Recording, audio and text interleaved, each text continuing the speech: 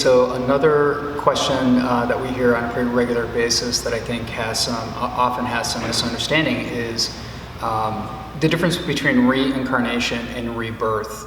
A lot of people think that Buddhism believes in reincarnation, but we really use the term rebirth for a reason. It sounds like the same thing, but it fundamentally has a very big difference in what those two terms mean. There are other religions that do believe directly in concepts of reincarnation, like Hinduism, Jainism. There's other ones that believe in concepts of how we live our lives and what that will do for another life, something that carries on.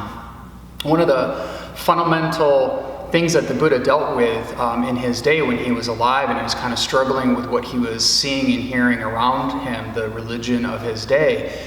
And his big question is, what is this thing that carries on? What are we talking about that carries on?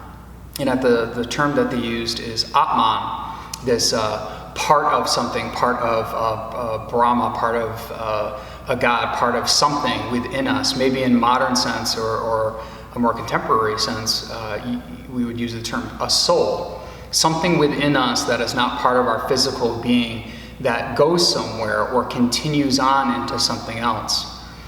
His awakening later on, as he learned more and started to see the way that the universe works and the impermanent nature of all things around us, eliminated this concept within him. He saw that the way that the universe moved in an impermanent nature, and we being part of the universe and nature around us, are also conditioned in that way.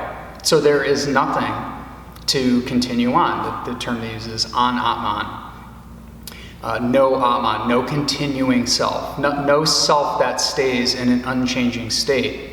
So concepts of reincarnation, something that is within us that reincarnates somewhere else into another form, another person, another being, is not the concept within Buddhism. It's that we have no continuing form, even when we're in this form that I am sitting in right now, constantly changing, constantly impermanent.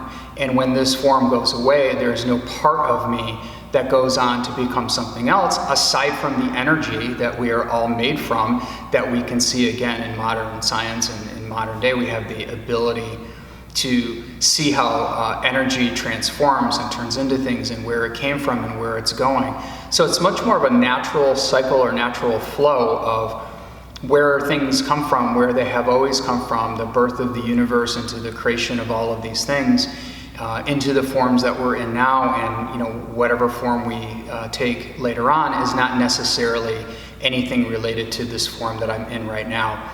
I think the easiest analogy to think of is that if you take a drop of water, you can define that drop of water because it has a condition, it has a shape, it has a size, it's separated from other things. But if you take that drop of water and you put it into a glass or into a pond, and you can't extract that same drop back out. You can't pull it back out and say this is exactly the same drop, but it has gone into and become part of the pool, part of the water, part of the glass of water. And much like the way our lives are formed through the biology and condition of our parents who give birth to us, and how we go through the world and what we affect in the world around us, we have lasting effects through our intent and the things we put into the world. So there may be an effect after the fact, the teachings that we leave behind, the good works that we do, or in some ways the negative works that we do, things that people have done in the world that are no longer in this existence. And we still see lasting effects. So I think the idea of rebirth and reincarnation, if you really focus what it means practically for you in your life, rebirth is what you're doing now in this time and place, the only thing that really makes sense. Just the here and the now. What is your intent doing? What is it arising? What are you putting into the world? And what kind of lasting effects is that going to have in the present and also into the future? Things like what we're doing to our environment, things like we're doing in society, how we raise the next generation to understand some of these things. Those have good positive lasting effects. And we try to avoid the long-term negative effects. The energy is energy. The energy is going to cycle and come back in some other form. Like I said, the drop of water goes back into the pool. It can turn into a lot of other drops. You're still going to be part of that. You've always been part of that. So everything is tied together so completely in such a complex way. Sometimes we forget the fact that we're all connected, not just people, but all sattva. All living beings are connected. We all come from the same source.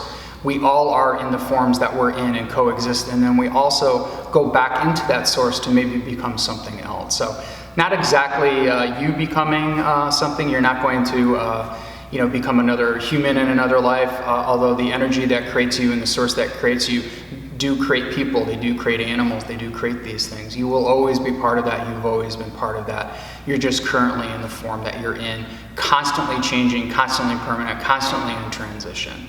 So the transition of the flow is much more in relation to, or the concept is much more in relation to the way that we see the universe move, the way we see energy move. The science of what we can currently understand is right in front of us. It's just very hard for an individual ego to be able to comprehend that or to see it in such a way.